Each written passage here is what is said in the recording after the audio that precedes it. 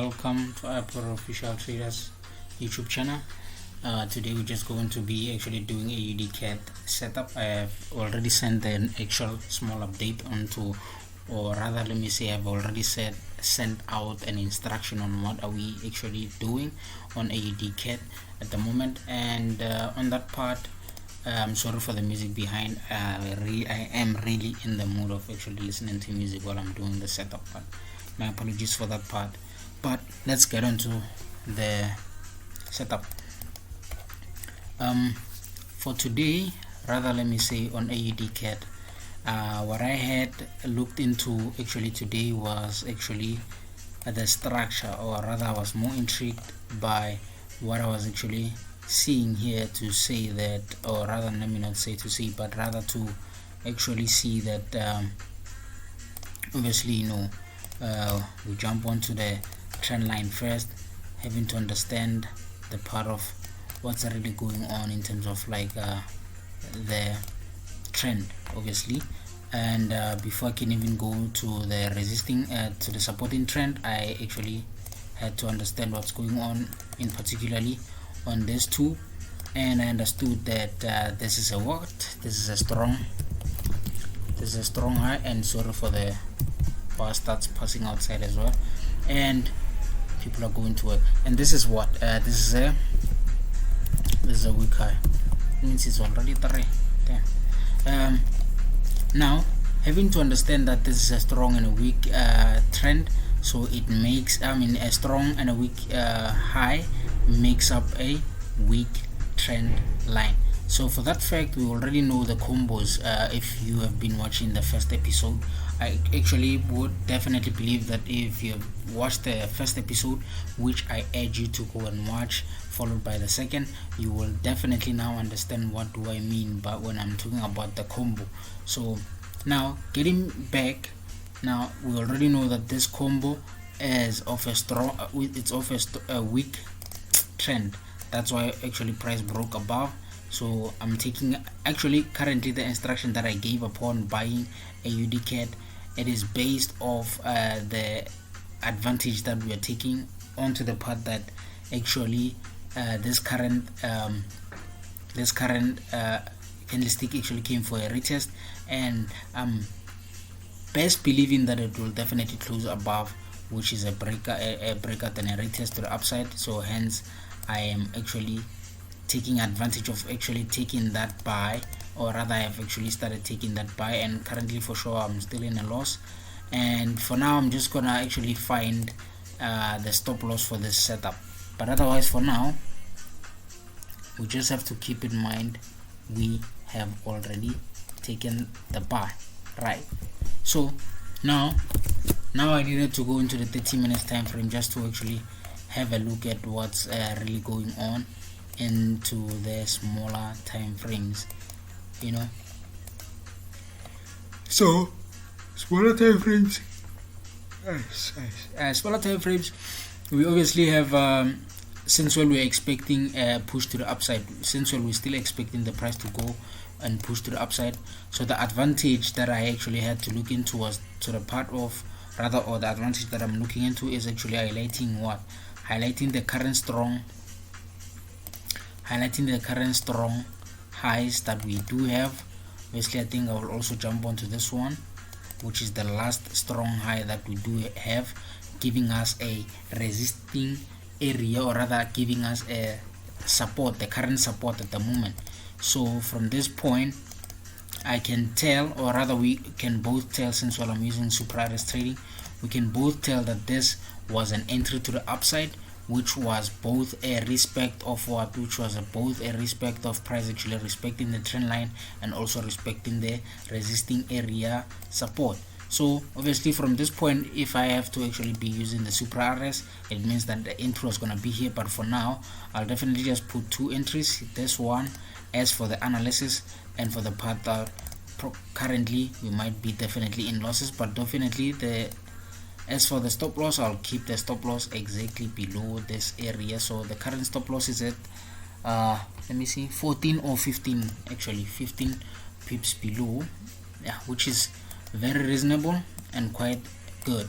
So now Getting back into the 4 hours, since well the trade is of a 4-hour thing, so what I'm gonna focus on right now is finding the targets for this specific thing.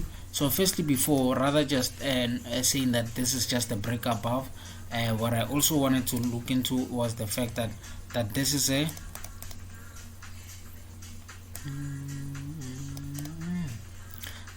a bullish flag. I think we can also agree on to that part. This is a bullish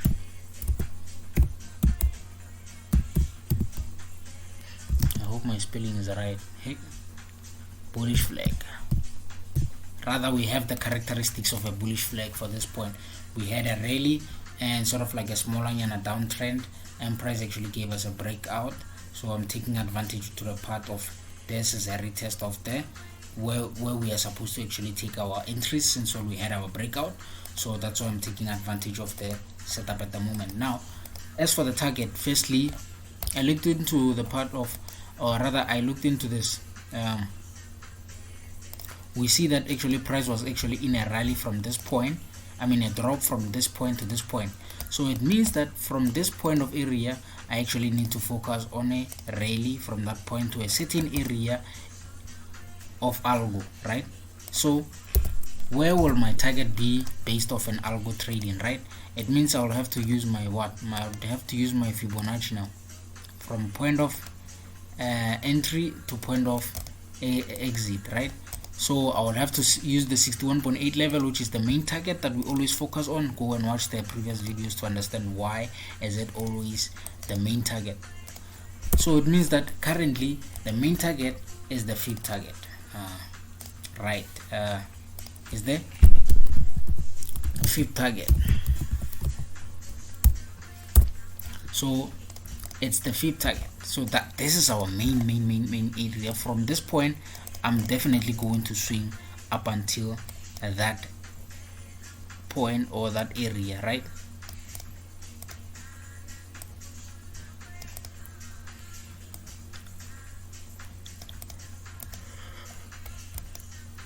That's definitely the main target that I'll be actually focusing on when it comes to this particular trade. I'm just gonna try and hold into it as well and actually take less risk. I'm currently just holding 0.02 one trade actually. I'm just having to see how this price will actually play about onto that point. But now, since well now I have to actually highlight the points or the areas of exits now. Since well I have this bullish flag, and I'm quite certain that there are high chances that price will actually even still break above this current high that we do have towards this bullish flag. So I can start focusing at my actually, if I have to do something of this nature, it means I have to focus on targets that are above this current price. Any targets that's above this, or rather let me just point it out with a with the price. So any target that's above 88,900, right? Any price that's above 89,900, that's why I should actually start focusing, or rather looking for my targets at, right?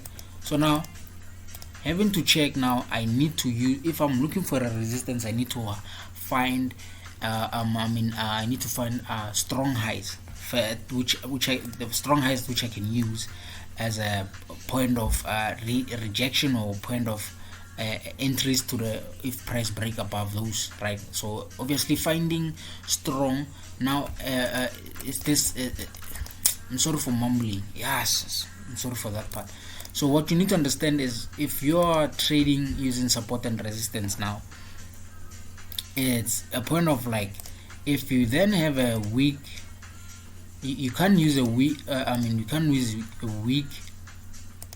you can use weak highs. Let me just reference them on.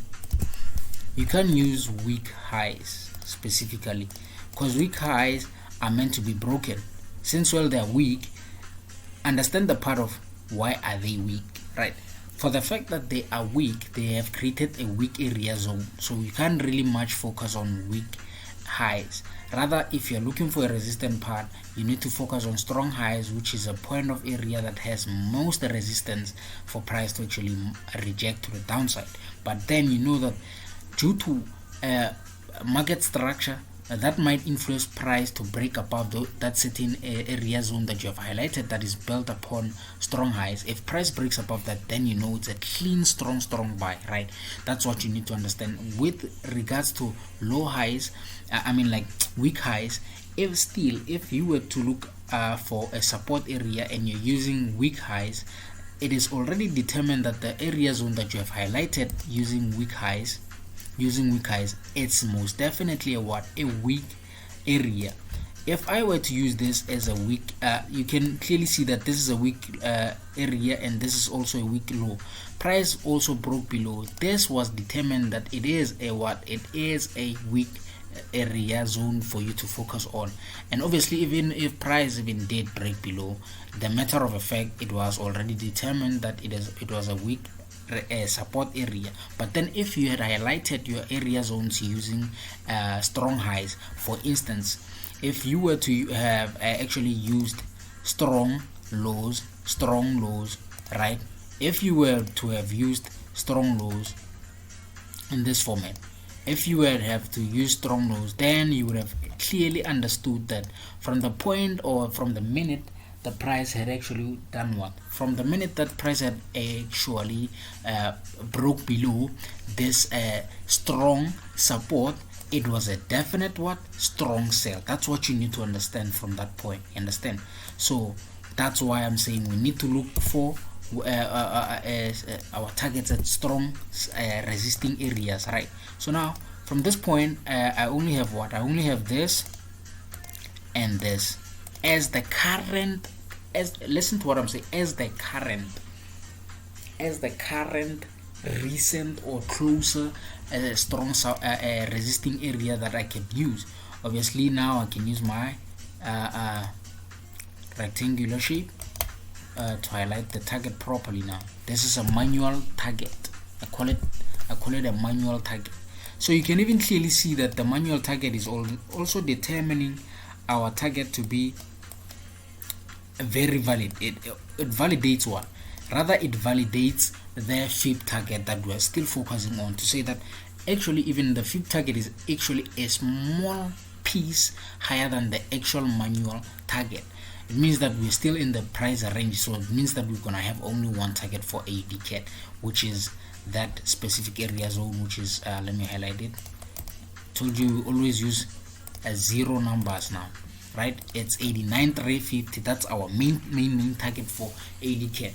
So you can see that now, based off Fibonacci, which is algo trading, it's still setting that we can still focus on 89,350, but still also due to manual trading using of structure and support and resistance and trend lines, it's still have what? Confluence to say that this is a very solid target to focus on at the moment.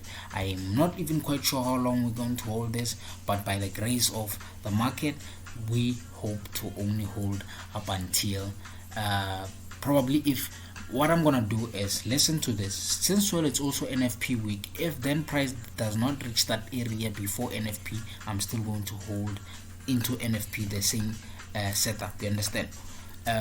But obviously one might also have questions that what if we were to use this? Obviously I would understand that now, since this is also a strong and also a strong what's this? This was a strong and a strong support.